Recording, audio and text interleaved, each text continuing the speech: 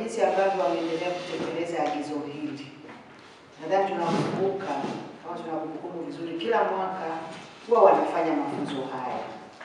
Lakini watu wa sehemu ya utawala na rasilimali watu tunaendelea kufanya mafunzo haya, lakini sasa tufanye vile vile na ufuatiliaji na tathmini, tuone tija ya mafunzo haya tunayoyafanya.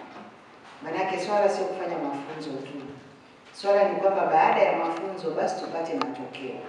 Kama kuna baadhi ya mambo ambayo tuliyasemea, tulikumbushana kwamba na yenyewe yanaambatishwa na rushwa, basi mwaka unaofuata matendo yale yasionekane, ili tuone kweli mafunzo yana nini, yanatija. Lakini niwapongeze sana kwa jinsi ambavyo mmeendelea kutii na kutekeleza maelekezo ya kila taasisi, kila mahali penye watumishi wa umma, basi waweze kufundishwa masuala mazima ya rushwa ili tuweze kupambana na kutokomeza rushwa kwa pamoja. Ndugu watumishi wenzangu, kuna wengine hapa wanajiuliza, sasa mimi, kwani mimi rushwa mimi nitakutana wapi na hela ili mpaka mimi nitoe rushwa? Najua mtapata mada, lakini kwa uelewa wangu mdogo ninaojua, masuala ya rushwa si swala tu la kupokea na kutoa hela. Ni dhana pana. Sio swala tu la kupokea na kutoa fedha ili uweze labda kupata kitu fulani. Mimi kwa maana ndogo tu, japokuwa najua mbobezi yuko mahali hapa, ninajua rushwa ni kufanya kazi kwa maslahi binafsi. Kabisa, yaani sentence tu rahisi. Ukiwa unafanya kazi kwa maslahi yako mwenyewe, yaani upate faida yako binafsi, basi hiyo ni rushwa. Wewe ni kiongozi ambaye unaweza ukapokea fedha, au wewe sio kiongozi, ukishafanya tu kazi kwa maslahi yako binafsi, hiyo tayari imekuwa ni rushwa. Sisi watumishi wa umma tutambue ya kwamba tumepewa kazi ya kuwahudumia Watanzania wenzetu, na kila kazi tunayoifanya tunafanya kwa niaba ya Mheshimiwa Rais kabisa. Kwa hiyo tumepewa dhamana kubwa. Pakitokea mtumishi wa umma anafanya vitendo vya rushwa, ni fedheha kwa serikali. Lazima haya maneno ya utangulizi tuyafahamu. Ni fedheha kwa nini? Kwa serikali. Heshima ya serikali inaletwa na sisi watumishi wa umma, kwa sababu sisi wananchi wanatuangalia sisi watumishi ndio wanapata tafsiri ya serikali.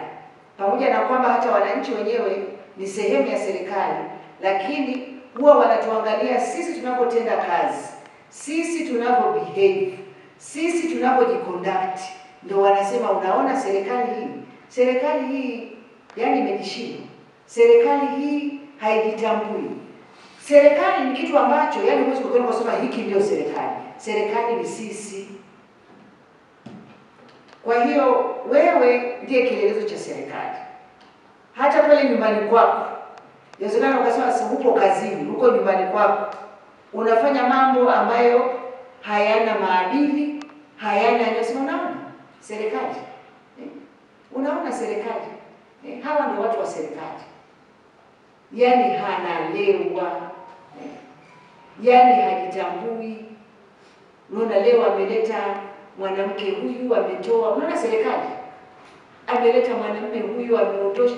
Kwa hiyo jamani, naomba niwaeleze, sio swala la hela tunaongelea hapa. Na mimi mtaalamu atawaeleza vizuri zaidi. Kwa hiyo tukifanya vitendo vya rushwa, vitendo vyote vinavyoashiria rushwa, tunaifedhehesha serikali.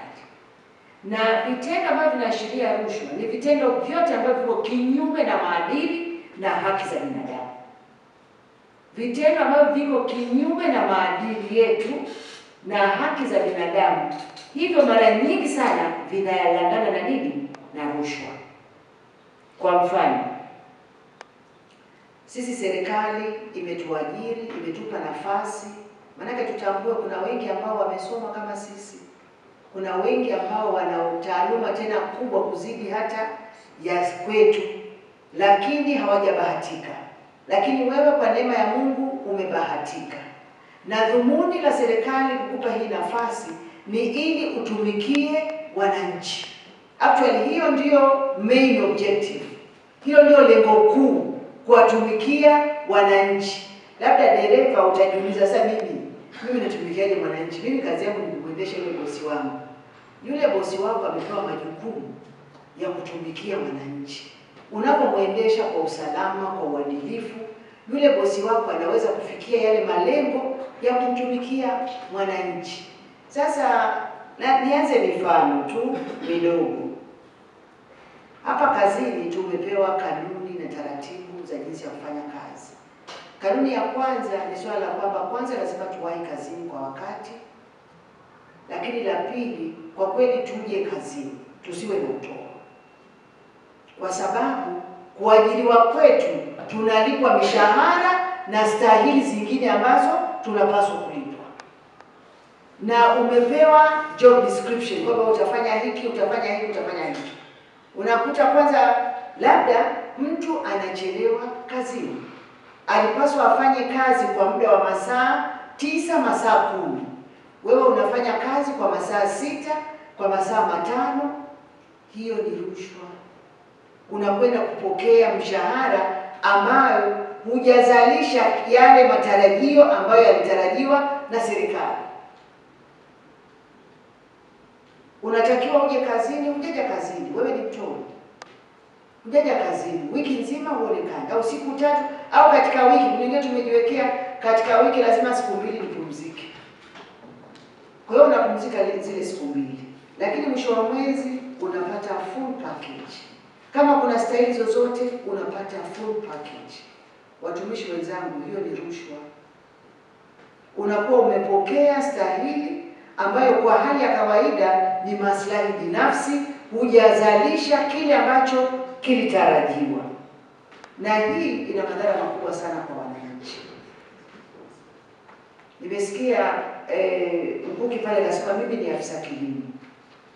Serikali imeajiri maafisa kilimo ili kuhakikisha kwamba kwanza wakulima wanapata elimu stahili, wanawezeshwa, wanapata pembejeo, wanapata mbegu, wanapata mbolea stahili ili waweze kuongeza uzalishaji na hatimaye waweze kuinua uchumi wa taifa letu. Sasa afisa kilimo unakuta anafanya masihara, anakwenda anatafuta tu pembejeo magumashi, labda kwa mtu mmoja kwamba mimi na pembejeo yangu nifanyie utaratibu niweze. Kwa hiyo unapatikana pembejeo magumashi. Mbegu zinakuwa hazioti, na ni mbolea inakuwa haina virutubishi vinavyostahili. Matokeo yake wananchi wanaathirika, hawapati uzalishaji, na mwisho wa siku taifa linaathirika. Huyo afisa kilimo hajapokea pesa, lakini kwa matendo yake haya, lile lengo, matarajio ya serikali yaliyotakiwa yafanyike kupitia yeye kuajiriwa kwake hayajafanyika.